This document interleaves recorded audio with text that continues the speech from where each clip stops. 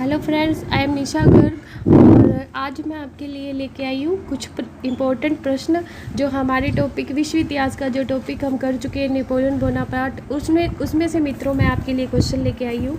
और मेरा प्रयास रहेगा कि मैं आपको क्वेश्चन अच्छी तरह से करवाऊँ और उनकी व्याख्या भी आपको अच्छी तरह दूँ, ताकि आपका जो पार्ट मतलब नेपोलियन बोनापार्ट है जो वो रिवाइज हो सके।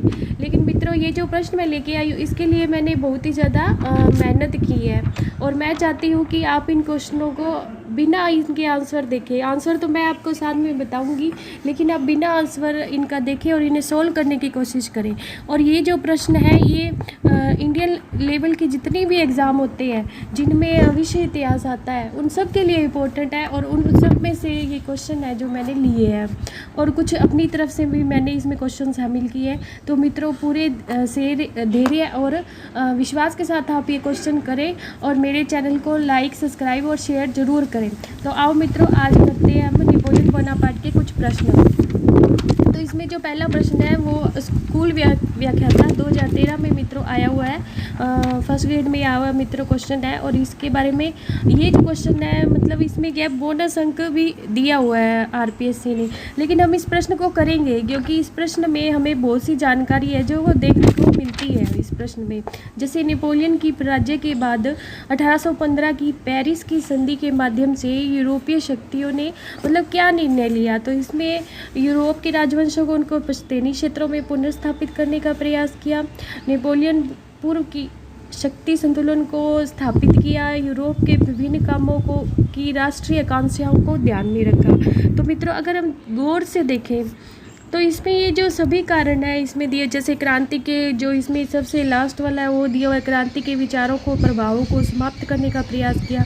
तो इसमें हमें कोई भी एकदम एग्जैक्ट आंसर नहीं मिलता है क्योंकि जो पेरिस की संधि थी उसके द्वारा किए सारे काम किए गए। तो इसमें क्या हम एग्जैक्ट आंसर देंगे? आप अगर इसमें कोई एग्जैक्ट आंसर दे सकते हैं तो प्लीज़ देने का प्रयास करें, लेकिन मैं इस क्वेश्चन का कोई भी एग्जैक्ट आंसर नहीं दे पाई और इसका सिर्फ व्याख्या मैं आपको बता सकती हूँ कि व्याख्या क्या होगी भी। पेरिस की संधि के द्वारा क्या क्या किया गया? पेरिस की संधि के द्वारा जो है लुई 18वें को राजा स्वीकार किया गया फ्रांस का नेपोलियन बोनापार्ट के बाद, ये हमने पढ़ा था उसमें नेपोलियन बोनापार्ट में। और फ्रांस की सीमा जो है वो 1790 जो नेपोलियन बोनापार्ट के आने से पहले ही मतलब तय की गई थी, उस सीमा को नहीं माना गया और मतलब उससे पहले जो सीमा थी फ्रांस की सीमा 1790 की जो सीमा तय कर दी गई और फ्रांस को 70 करोड़ फ्रैंक खर्चाने के रूप में देना पड़ा। अच्छा, नेपोलियन को सेंट हेलेना द्वीप में निर्वासित कर दिया गया, ये भी हमने पढ़ा था। अब क्या है कि ये जो ऊपर वाला प्रश्न है इनमें से ये जो सभी शामिल हैं, लगभग ये जो सभी ऊपर 4 जो ऑप्शन दे रखे हैं ये सभी बातें इसमें शामिल है। तो इसका कोई एग्जैक्ट आंसर हम एक ऑप्शन हम नहीं दे सकते, इसीलिए आरपीएससी ने इस प्रश्न पर बोनस दिया। अब हम आगे वाला प्रश्न पढ़ते हैं मित्रों। आगे वाला प्रश्न है कि नेपोलियन बोनापार्ट ने जब ब्रिटिश के आगे समर्पण कर दिया तो उसे किस द्वीप पर भेजा गया? मित्रों, ये क्वेश्चन स्कूल व्याख्याता संस्कृत विभाग की जो हुई 2009 में उसमें ये क्वेश्चन आया हुआ है। तो ये बेहद इंपॉर्टेंट है हमारे लिए और बहुत ही ईजी क्वेश्चन है, मैंने आपको वीडियो में बताया भी है। जो लास्ट पार्ट है मेरी नेपोलियन बोनापार्ट की वीडियो का उसमें ये क्वेश्चन उसका आंसर आपको मिलेगा। अगर आपने अच्छी तरह देखी हो तो प्लीज़ आंसर बताने की कोशिश करें। जैसे इसका ए ऑप्शन है सेंट हेलेना उत्तरी अटलांटिक, बे ऑप्शन है सेंट हेलेना दक्षिणी अटलांटिक, स है इसका कोमोरो द्वीप समूह हिंद महासागर और द है इनमें से कोई नहीं। मित्रों, इस क्वेश्चन का आंसर आप तभी दे सकते हैं जब आपने मेरा वीडियो अच्छी तरह देखा हो, क्योंकि इसमें 2 ऑप्शन एक जैसे हैं। ऊपर वाले 2 ऑप्शन इसमें पहला और दूसरा एक जैसे है, जैसे उत्तरी अटलांटिक और दक्षिणी अटलांटिक। अब मित्रों, उत्तर तो इन दोनों में से एक ही है। अब आपने वीडियो देखी हो तो आप आंसर इसका दे सकते हैं, वैसे मैं तो बता ही दूंगी मित्रों, इसका जो आंसर है वो है ब। अब हम आगे वाला क्वेश्चन पढ़ते हैं मित्रों। आगे वाला क्वेश्चन है कि अब इसके बारे में जो व्याख्या है वो तो मैंने वीडियो में कर दी, लेकिन फिर भी आपकी जानकारी के लिए मैं आपको बता देती हूँ कि 18 जून 1815 को वाटरलू के युद्ध में पराजय के बाद नेपोलियन ने अमेरिका भागने का प्रयास किया, किंतु 15 जुलाई 1815 को ब्रिटिश जहाजी बेड़ी द्वारा उसे पकड़ लिया गया। नेपोलियन चाहता था कि उसके साथ एक परास्त और पदच्युत सम्राट जैसा व्यवहार किया जाए, किंतु अंग्रेजों की नज़र में वह बहुत ही भयानक व्यक्ति था। अतः एक ब्रिटिश जहाज में कठोर पहरे में उसे दक्षिणी अटलांटिक, देखिए मित्रों यहाँ इसका आंसर छुपा है, दक्षिणी अटलांटिक महासागर के एक छोटे से द्वीप सेंट हेलेना ले जाया गया और उसे कैद कर लिया गया और वहीं उसकी मृत्यु हो गई। तो मित्रों इस तरह इसकी व्याख्या की हुई है और ये क्वेश्चन जो है हमारे लिए बहुत ही इम्पोर्टेंट है कि अक्सर पूछा जाता है नेपोलियन। वैसे तो सामान्य क्वेश्चन है, लेकिन जिसने अच्छी तरह नेपोलियन बोनापार्ट के बारे में पढ़ा है वही इसका आंसर दे सकता है। अब नेपोलियन के अगला जो प्रश्न है वो हम पढ़ते हैं और वो आया हुआ है स्कूल व्याख्या था 2009 में कि नेपोलियन के सिविल कोड से फ्रांस में व्यवस्था आई। इसका मतलब है सिविल कोड जो नेपोलियन का था उससे फ्रांस में कौन सी व्यवस्था बनाई, किस लिए उसने सिविल कोड जारी किया था। तो इसमें मित्रों राजनीतिक अव्यवस्था में कानूनी अव्यवस्था को उसने दूर करने के लिए सिविल कोड बनाया था, आर्थिक अव्यवस्था को उसने दूर करने के लिए सिविल कोड बनाया था, या सांस्कृतिक अव्यवस्था को दूर करने के लिए बनाया था। तो मित्रों मेरे ख्याल से ये क्वेश्चन तो आपको अच्छी तरह आता होगा अगर आपने मेरी वीडियो देखी होगी। सिविल कोड का मतलब था उसने सिविल कोड यानी कि उसने सिविल कोड नामक एक विधि संहिता जारी की थी और विधि संहिता में उसने पांच प्रकार के कानून दिए थे। तो ये जो 5 प्रकार के कानून उसने बनाए थे, ये कानून किस लिए बनाए थे, फ्रांस की जो कानूनी व्यवस्था थी उसमें सुधार करने के लिए उसने बनाए थे। तो यहाँ पे क्या आंसर होगा मित्रों, कानूनी अव्यवस्था को सुधारने के लिए उसने बनाए थे। अब हम आगे वाला क्वेश्चन देखते हैं, प्रश्न नंबर 4। पेरिस के मिलिट्री कॉलेज में 1700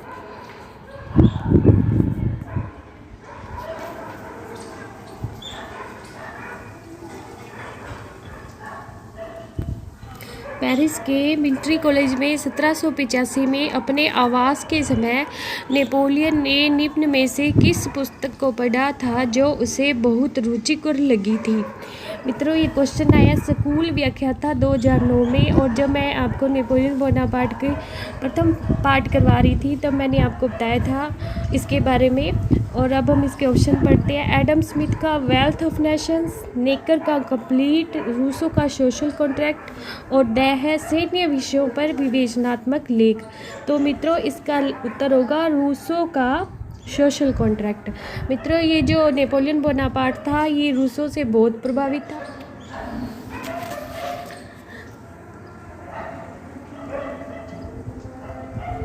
वह कौन ब्रिटिश सैन्य अधिकारी था जिसने भारत के टीपू सुल्तान को तथा यूरोप में नेपोलियन बोनापार्ट को हराया, अंततः ड्यूक ऑफ वेलिंगटन बना था। मित्रों बहुत ही इंपॉर्टेंट क्वेश्चन है क्योंकि ये हमारे भारत की जो राजनीति है, स्वतंत्रता संग्राम है, उससे भी संबंधित है, इसलिए ये प्रश्न हमारे लिए बहुत ही इम्पोर्टेंट हो जाता है। और ये आया CDS 2009 में ये आया भी हुआ है। तो मित्रों इसका आंसर आप बताने के प्रयास करें। मैं इसका आंसर आपको बता देती हूँ, फिलहाल मैं इसका आंसर आपको बताती हूँ। और इसमें जैसे ऑप्शन दिए हुए हैं, ऑप्शन है आर्थर वेलेजली, ऑप्शन ब है वारेन हेस्टिंग्स, नंबर 6 है क्लाइव, रॉबर्ट क्लाइव, और द है रिचर्ड वेलेजली। तो मित्रों इसका जो आंसर है वो है आर्थर वेलेजली। मित्रों आर्थर वेलेजली के बारे में मैं आपको बताती हूँ कि इसका नेपोलियन बोनापार्ट से क्या संबंध था। तो मित्रों स्पेन का जब गृह युद्ध होता है और उस टाइम जो नेपोलियन है वहाँ स्पेन को जीतने के लिए जाता है, तो स्पेन की सहायता करने के लिए आर्थर वेलेजली जो इंग्लैंड का एक सैन्य अधिकारी होता है उसको वहाँ स्पेन द्वारा बुलाया जाता है। और क्या होता है कि फिर ये जो वेलेजली है ये नेपोलियन बोनापार्ट को युद्ध में हरा देता है और इसे जो उपाधि दी जाती है वो ड्यूक ऑफ वेलिंगटन की उपाधि दी जाती है। तो मित्रों ये आर्थर जो वेलेजली है वे हमारे भारत में भी जैसे गवर्नर जनरल बन के आते हैं, और भारत में जो सहायक संधियों का दौर है आर्थर वो वेलेजली द्वारा शुरू किया जाता है। सहायक संधि सहायक संधि मित्रों आपने नाम सुना होगा। सहायक संधि के बारे में हम जो ये भारत का आधुनिक भारत का इतिहास है इसमें पढ़ते हैं। सहायक संधि ये किसके द्वारा स्टार्ट की गई थी? वेलेजली के द्वारा, जो भारतीय रियासतों के साथ इनके द्वारा की गई थी। अब मित्रों अगला क्वेश्चन हम करते हैं, वाटरलू का युद्ध नेपोलियन और मित्र राष्ट्रों के बीच किस वर्ष हुआ? मित्रों ये फैक्चुअल क्वेश्चन है, और ये क्या फैक्ट जो है हमको याद करने ही पड़ते हैं, याद करने ही पड़ेंगे मित्रों। इसमें कोई व्याख्या वाली बात नहीं है, लेकिन फिर भी हमें ये आना ज़रूरी है। और इसकी जो ऑप्शन है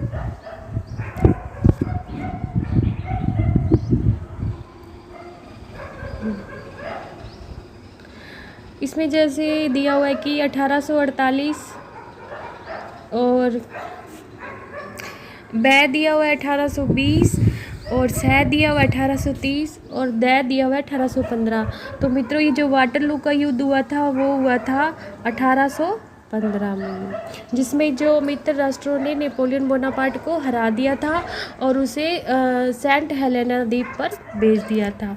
अब मित्रों 7वें क्वेश्चन के बारे में देखते हैं हम, फ्रांस में नेपोलियन की शिक्षा सुधार मुख्यतः था। मित्रों ये जो क्वेश्चन है स्कूल व्याख्याता में 2009 में आया हुआ है, और इसने कौन सी शिक्षा में सुधार किया था? उच्च शिक्षा में किया था, प्राथमिक शिक्षा में किया था, स्त्री शिक्षा में किया था, सैन्य शिक्षा में किया था। मित्रों मैंने अपने वीडियो में मैंने आपको बताया था कि नेपोलियन बोनापार्ट ने फ्रांस में कौन कौन सी शिक्षा पर ज़्यादा जोर दिया था। मित्रों स्त्री शिक्षा पर तो उसने बिल्कुल भी ध्यान नहीं दिया था। स्त्री शिक्षा के बारे में तो उसने सोचा भी नहीं था, वह स्त्रियों को शिक्षा देने के बिल्कुल खिलाफ था। अच्छा, उच्च शिक्षा भी उसने कुछ ज़्यादा नहीं दी। उसने जो युवा वर्ग था उसको अपने बारे में नेपोलियन की जीवनियाँ ही पढ़ाई जाती थी, उसमें भी कोई ज़्यादा ध्यान नहीं दिया। प्राथमिक शिक्षा में उसने प्राथमिक शिक्षा स्त्रियों को सिर्फ प्राथमिक शिक्षा दी जाती थी, उसके बाद उसमें शिक्षा नहीं दी जाती थी। मित्रों उसने सबसे ज़्यादा किस पर ध्यान दिया? उसने ध्यान दिया सैन्य शिक्षा पर। ये जो आप मेरी वीडियो देखेंगे तो आपको पता चलेगा कि उसने फ्रांस में कैसे शिक्षा व्यवस्था स्थापित की। फिर उसके बाद 8वां क्वेश्चन क्या है कि नेपोलियन बोनापार्ट के जीवन पर किसका अत्यधिक प्रभाव था? ये क्वेश्चन मित्रों आया स्कूल व्याख्याता 2006 में। तो हम इसमें ऑप्शन पढ़ते हैं कि पहला ऑप्शन है प्लेटो, दूसरा ऑप्शन है रस्किन, तीसरा ऑप्शन है टॉल्स्टॉय, और चौथा ऑप्शन है रूसो। तो मित्रों अभी थोड़ी देर पहले हम पढ़ चुके हैं कि मित्रों जो नेपोलियन बोनापार्ट था उसने अपने अध्ययन काल में जब वो कॉलेज में था, मिलिट्री कॉलेज में, तो उसने रूसो की बुक पढ़ रही थी 1785 में। तो इसके द्वारा ही हमें पता चल जाता है कि उसके जीवन पर किसका प्रभाव सबसे ज़्यादा, तो उसके जीवन पर रूसो का प्रभाव था। मित्रों इसका आंसर द होगा, रूसो का प्रभाव था। अब ये 9वां क्वेश्चन हम देखते हैं, तो उसमें देखते हैं कि यदि रूसो का जन्म नहीं होता तो फ्रांस में क्रांति का होना असंभव था। यह कथन किसका है? ये प्रधानाध्यापक परीक्षा 2011 जो है उसमें आया हुआ है। तो उसमें ए ऑप्शन है मित्रों, ए वाल्टेर का, ब है नेपोलियन बोनापार्ट का, से लुई सोल्वा का, और द क्वेश्चन का। तो मित्रों ये जो कथन है ये है नेपोलियन बोनापार्ट का, क्योंकि नेपोलियन बोनापार्ट जो है वो पूरी तरह रूसो से प्रभावित था और उसने रूसो की सोशल कॉन्ट्रैक्ट पढ़ी मित्रों, इसलिए इसने कहा कि रूसो के विचारों से प्रेरित होकर ही फ्रांस की जनता ने फ्रांस में क्रांति की। रूसो के विचारों का ही प्रभाव था कि फ्रांस में क्रांति हुई। अब अगर 10वां क्वेश्चन पढ़े मित्रों, तो कोर्सिका द्वीप किस व्यक्ति से संबंधित है? मित्रों नेपोलियन बोनापार्ट की जो भाग फर्स्ट है उसमें मैंने आपको इसमें विस्तार से बताया है, इसलिए प्लीज़ इस क्वेश्चन को सोल्व करने से पहले आप उसको ज़रूर देखें। कोर्सिका द्वीप जो है वो नेपोलियन बोनापार्ट से संबंधित है। ये क्वेश्चन जो मित्रों आया हुआ है SSC CPO 2007 में आया हुआ है। और 11वें क्वेश्चन के बारे में हम देखते हैं कि वाटरलू कहाँ स्थित है। तो मित्रों ये क्वेश्चन भी हमारे लिए बहुत इंपॉर्टेंट हो जाता है कि जब हम वाटरलू के युद्ध के बारे में पढ़ते हैं तो हमें ये भी पता होना चाहिए कि वाटरलू का युद्ध कब और कहाँ हुआ। मित्रों वाटरलू का युद्ध 1815 में, मैंने आपको पहले क्वेश्चन में बता दिया है, 1815 में बेल्जियम में होता है और ये मित्र राष्ट्र और नेपोलियन के मध्य होता है। मित्र राष्ट्र और नेपोलियन। इसमें नेपोलियन की हार होती है और उसे सेंट हेलेना द्वीप पर भेज दिया जाता है। इस तरह हमें क्वेश्चन 12 के बारे में बढ़ते हैं मित्रों। नेपोलियन और ड्यूक ऑफ वेलिंगटन में निम्नलिखित में से कौन सी प्रसिद्ध लड़ाई हुई? मित्रों ये एसएससी संयुक्त मैट्रिक स्तरीय परीक्षा 2002 में आया हुआ है। तो इसमें कौन सी लड़ाई हुई? नेपोलियन और ड्यूक ऑफ वेलिंगटन में वाटरलू का युद्ध हुआ था मित्रों। कौन सा? वाटरलू का युद्ध हुआ था आपस में। अब हम बढ़ते हैं क्वेश्चन 13 के बारे में कि नेपोलियन की मृत्यु कहाँ हुई है। इसी ये पूछ रहा है कि नेपोलियन की मृत्यु कहाँ हुई। तो नेपोलियन की जो मृत्यु है जब उसे वाटरलू के युद्ध में हरा के उसे कहाँ भेज दिया था? सेंट हेलेना द्वीप पे। सेंट हेलेना द्वीप कहाँ है मित्रों? ये भी हमें एक क्वेश्चन में देखा था कि दक्षिणी अटलांटिक महासागर में सेंट हेलेना द्वीप है। वहीं क्या है, नेपोलियन बोनापार्ट की पेट की कुछ उसे कैंसर बीमारी हो जाती है और उसमें उसकी मृत्यु हो जाती है। मित्रों क्वेश्चन 14 है, नेपोलियन के पतन के बाद फ्रांस का राजा कौन बना? मित्रों हमने थोड़ी देर पहले ही पढ़ा था, जब हमने प्रथम विश्व युद्ध की संधियाँ पढ़ी थी तो उसमें पढ़ा था कि नेपोलियन बोनापार्ट के बाद में फ्रांस का जो राजा है वो लुई 18वें को बनाया जाता है। अब क्या नेपोलियन जो 15वां क्वेश्चन है वो क्या कहता है मित्रों? नेपोलियन का सबसे स्थायी कार्य कौन सा माना जाता है? तो इसके ऑप्शन है नंबर 1 विधि संहिता, नंबर 2 40 विजय, नंबर 3 महाद्वीपीय व्यवस्था और नंबर 4 जो है मित्रों इसका वो है पोप के साथ समझौता। मित्रों कार्य तो नेपोलियन ने ये चारों ही किए थे, लेकिन इसमें जो सबसे स्थायी जो सबसे महत्वपूर्ण कार्य है जिसके बारे में उसने खुद भी एक वक्तव्य दिया था कि मेरे जो कार्य है मेरी उपलब्धि, मेरी सबसे बड़ी उपलब्धि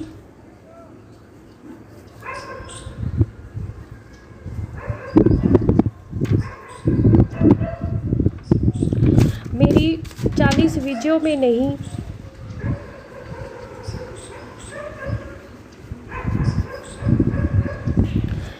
बल्कि मेरी विधि संहिता में है।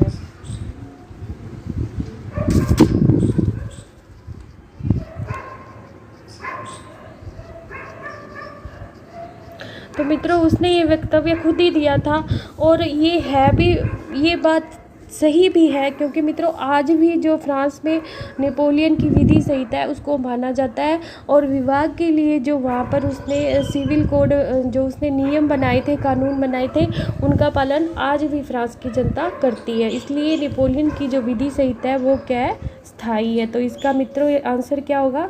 इसका आंसर होगा ए। ये बहुत ही इंपॉर्टेंट क्वेश्चन है मित्रों, विधि संहिता के बारे में क्वेश्चन जो है वो पूछा जाता है। अब हम आगे देखते हैं कि आगे वाला क्वेश्चन हमसे क्या पूछ रहा है। नेपोलियन ने महाद्वीपीय व्यवस्था किस देश के विरुद्ध लागू की थी? तो इसका ऑप्शन 1 है अमेरिका, ऑप्शन 2 है जापान, ऑप्शन 3 है इटली और ऑप्शन 4 है इंग्लैंड। तो मित्रों नेपोलियन ने जो महाद्वीपीय व्यवस्था है वो इंग्लैंड के विरुद्ध। महाद्वीपीय व्यवस्था के बारे में पूरी व्याख्या मैंने अपने वीडियो में दी है मित्रों। ये क्यों की, किस लिए की, इसके बारे में सब कुछ मैंने बताया। तो प्लीज़ महाद्वीपीय व्यवस्था को जानने के लिए आप मेरा वीडियो ज़रूर देखें। 9 फरवरी, अगला क्वेश्चन क्या पूछता है हमसे कि 9 फरवरी 1801 की लुनेविने की प्रसिद्ध संधि किन 2 देशों के मध्य हुई?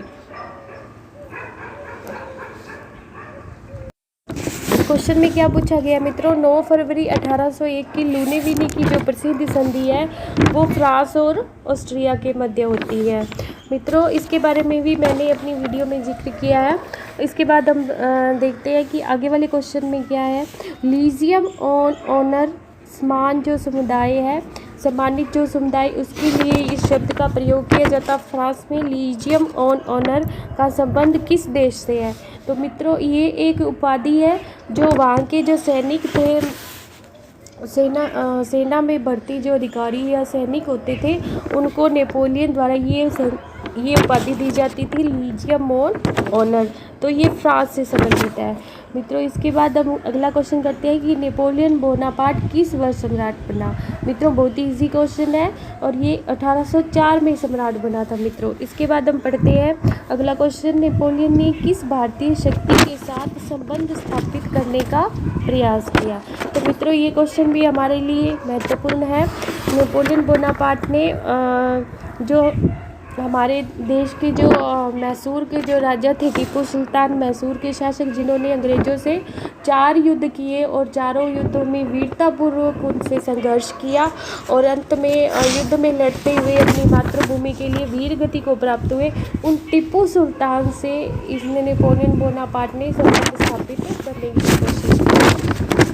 अब 21वां जो क्वेश्चन है, मुझे फ्रांस का राज मुकुट धरती पर पड़ा मिला और तलवार की नोक पर मैंने उसे उठाया, यह कथन किसका है? मित्रों, ये कथन मैंने आपको उसमें वीडियो में बताया, लेकिन फिर यहाँ भी मैं इसकी व्याख्या कर देती हूँ कि ये जो क्वेश्चन है इसका आंसर है नेपोलियन बोनापार्ट, क्योंकि नेपोलियन बोनापार्ट का जब राज तिलक हो रहा होता है फ्रांस का, उसे सम्राट घोषित कर दिया जाता है। ये मित्रों बात है 1804 की, और पोप पायस सप्तम उसे ये जब पहना रहे होते हैं ताज, तो वो ये कहता है कि ये ताज मैं अपने आप पहनूंगा, क्योंकि इसे पहनने का हक सिर्फ मुझे है, किसी और को इसे मुझे पहनाने का कोई हक नहीं है। क्वेश्चन नंबर जो 22 है वो हमें पूछता है कि नेपोलियन बोनापार्ट का जन्म कब हुआ? नेपोलियन बोनापार्ट का जन्म है जो मित्रों वो होता है 15 अगस्त 1769 में। अगला क्वेश्चन जो है मित्रों ये क्या कहता है हमसे कि नेपोलियन ने अपने से उम्र में 6 वर्ष बड़ी महिला से विवाह किया था, उसका नाम क्या था? मित्रों, ये क्वेश्चन इसको मैंने आपको, ये जो यहाँ क्वेश्चन आया है इसके बारे में मैंने आपको बड़ी विस्तार से बताया कि इसने 6 वर्ष बड़ी महिला से विवाह क्यों किया। ये इतना मतलब समझदार व्यक्ति था, इतना कूटनीतिज्ञ राजनीतिज्ञ व्यक्ति था, तो इसने 6 वर्ष बड़ी महिला से विवाह क्यों किया? इसके पीछे मित्रों 2-3 कारण थे जिनकी व्याख्या मैंने अपने वीडियो में की है, और उस महिला का नाम क्या था? तो मित्रों इसमें ए जो ऑप्शन है वो कहते हैं कि जैकोलिन, ब कहता है मेरी अंतवानेत, और स कहता है मारिया ब्यू, और द कहता है जोजेफाइन ब्यूहाने। तो मित्रों इसका जो आंसर है वो क्या है? जोजेफाइन ब्यूहाने। अगला क्वेश्चन 24वां ये कहता है कि 1794 ईस्वी में नेपोलियन फांसी की सज़ा से कैसे बच पाया? उसे तो फांसी होने वाली थी, क्योंकि फ्रांस की जो जनता थी वो उसे द्वितीय या छोटा रोबेस्पियर कहती थी। फ्रांस की जनता को ये भ्रम हो गया था कि रोबेस्पियर के साथ मिला हुआ था, उसका सहयोगी था, जैकोबिन दल का सदस्य था, तो उसे सज़ा होने वाली थी, तो उसकी सज़ा से वह कैसे बच पाया? वह अपनी वीरता के कारण इस सज़ा से बच पाया। तुर्लो की जो विजय, मित्रों तुर्लो की विजय के बारे में मैंने बहुत डिस्क्राइब किया, लेकिन यहाँ भी मैं इसको डिस्क्राइब करूँगी। तुर्लो का एक बंदरगाह था फ्रांस का, और उसके ऊपर क्या था? इंग्लैंड ने अधिकार कर लिया था। इंग्लैंड ने अधिकार कर लिया, तो ये जो नेपोलियन बोनापार्ट था उसने इसे इंग्लैंड से मुक्त करवाया, इसीलिए ये क्या है कि फांसी की सज़ा से बच पाया था। फिर मित्रों अगला क्वेश्चन 25वां क्वेश्चन वो ये पूछ रहा है कि नेपोलियन प्रथम कौंसिल कब बना? तो कौंसिल कब बना था? ये बना था 1799 में। 1799 में ये फ्रांस का कौंसिल बना था। उसके बाद क्या हुआ मित्रों? लगातार जो इसकी शक्ति में विस्तार होता ही गया और अंत में ये फ्रांस का सम्राट बन गया।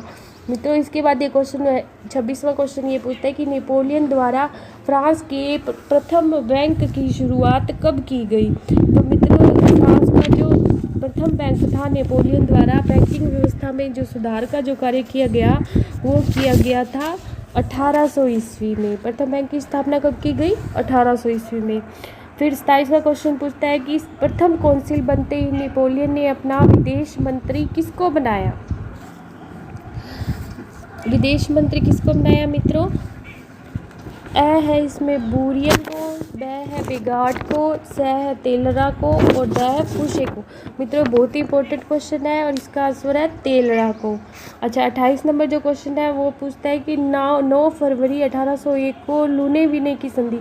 मित्रों ये क्वेश्चन रिपीट हो रहा है और इस क्वेश्चन का आंसर है फ्रांस और ऑस्ट्रिया के मध्य हुई थी लूने विने की संधि। अगला जो क्वेश्चन है वो है कि नेपोलियन की विधि संहिता कब तैयार हो गई, कब बनकर आई थी पूरी तरह से?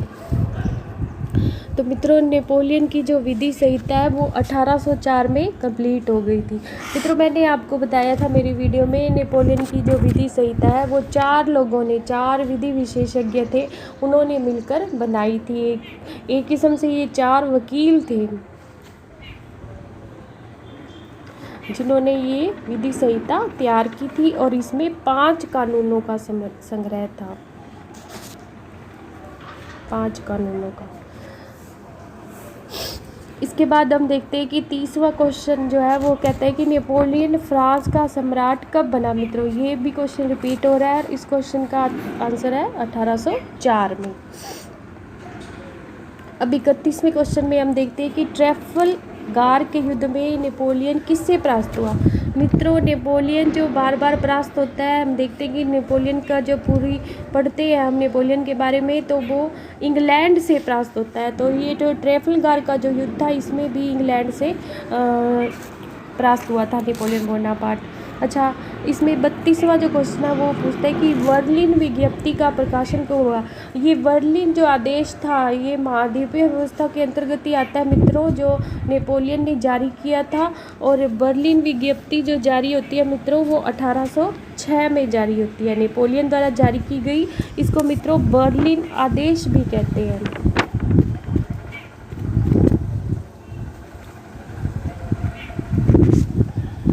नेपोलियन बोनापार्ट को अपनी प्रतिभा का प्रदर्शन करने का सर्वप्रथम अवसर कब मिला।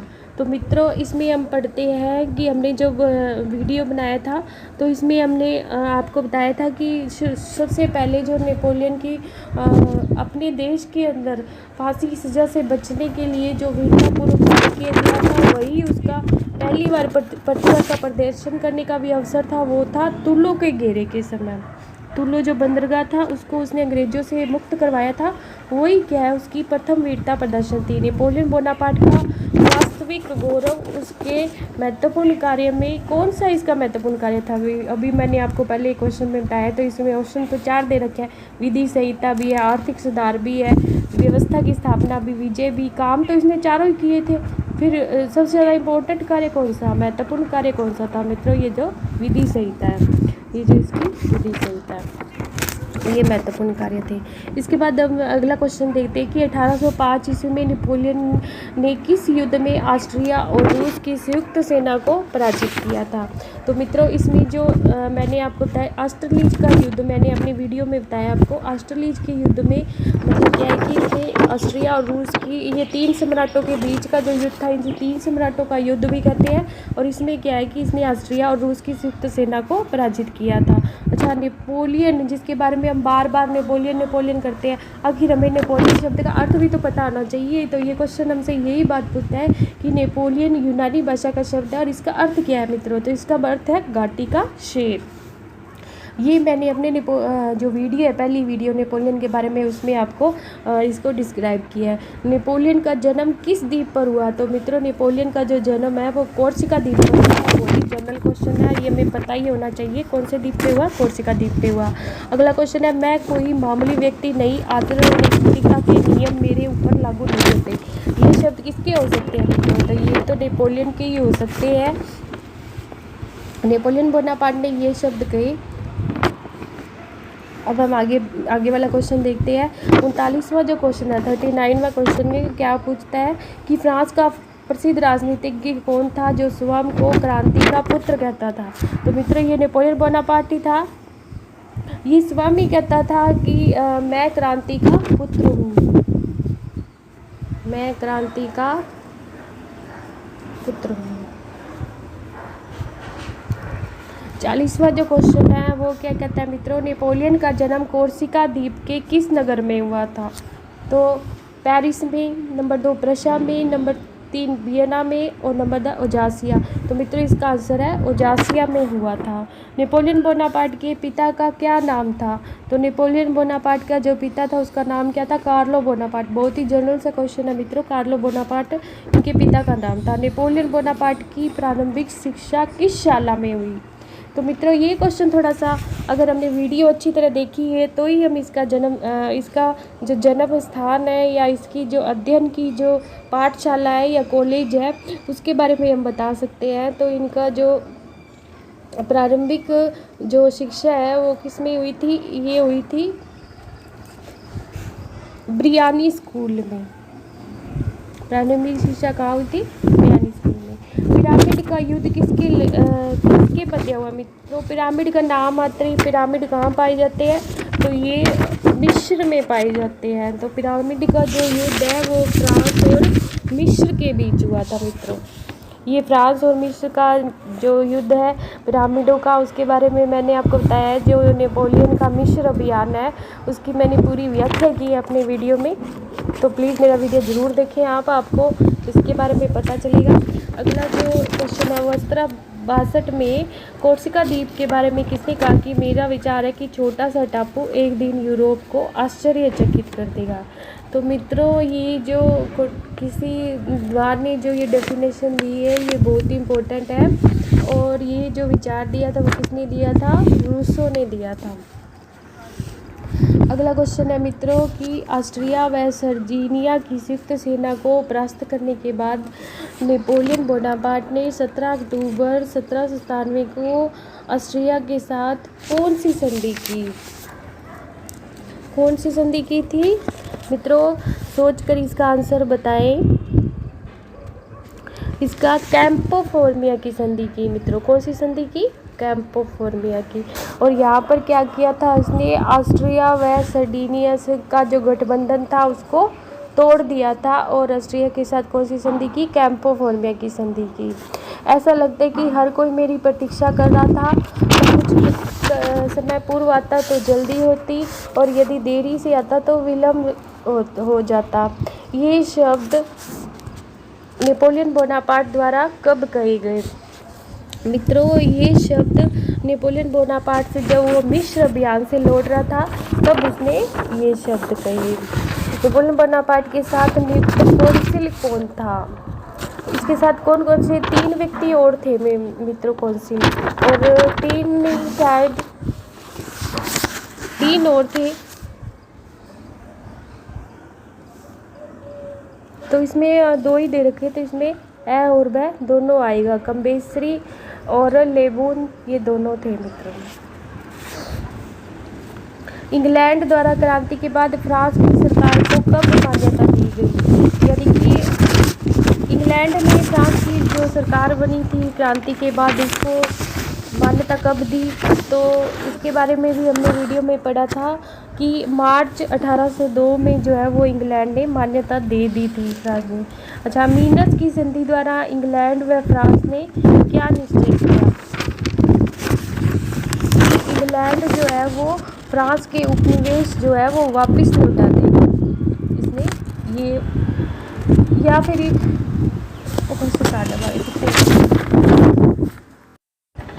इसके ऑप्शन बोलते टाइम मैं थोड़ी कंफ्यूज हो गई मित्रों।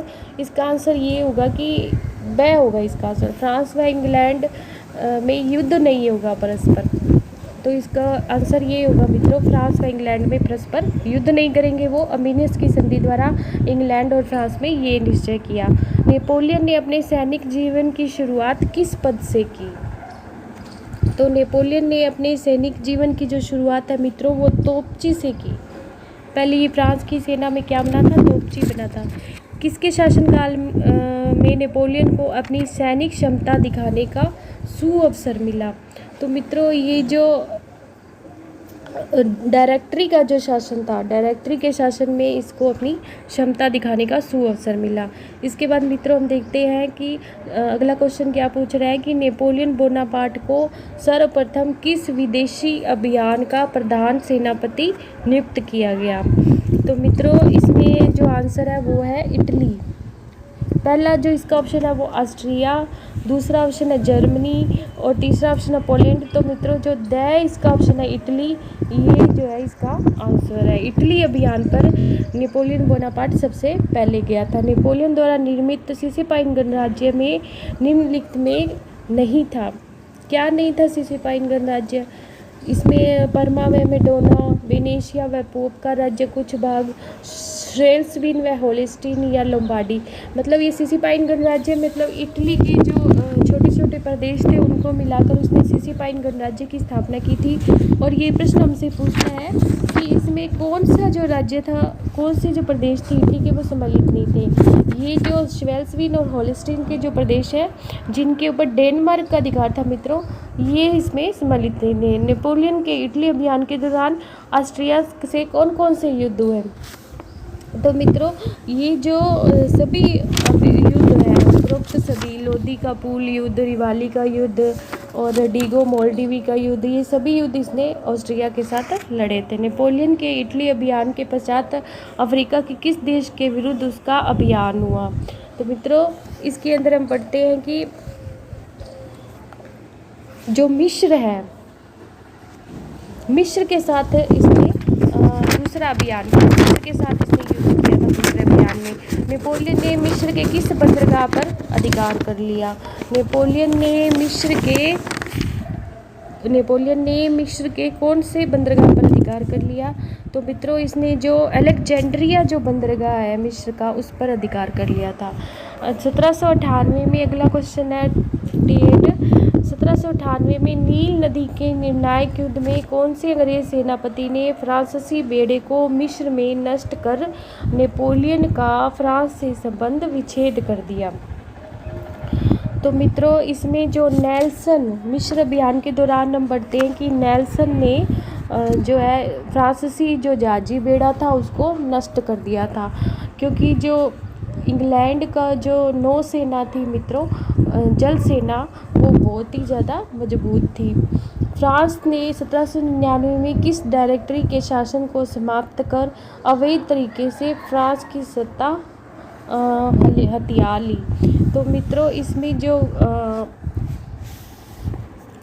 इसमें जो नेपोलियन बोनापार्ट है उसने अवैध तरीके से फ्रांस की सत्ता को हथिया लिया था। 1799 तक डायरेक्टरी का शासन था यहाँ पे, और इसने डायरेक्टरी को भंग कर दिया था, उसकी सारी जो पावर थी वो अपने हाथ में ले ली थी। 1700 ये जो 60वां क्वेश्चन है, इसमें पूछता है कि नेपोलियन फ्रांस का प्रधान कौंसिल कब बना? मित्रों ये तो वापस मतलब रिपीट हो रहा है क्वेश्चन, और इसके अंदर हम बताते हैं कि ये जो 1799 से लेकर 1804 का जो टाइम है, इसमें क्या है कि नेपोलियन बोनापार्ट फ्रांस का कौंसिल बना था। तो मित्रों आज के लिए इतना ही। इसके आगे का जो क्वेश्चन है, और भी मित्रों इसमें बहुत से क्वेश्चन है, वो हम अगले वीडियो में करेंगे। धन्यवाद। Please like, subscribe and share this channel.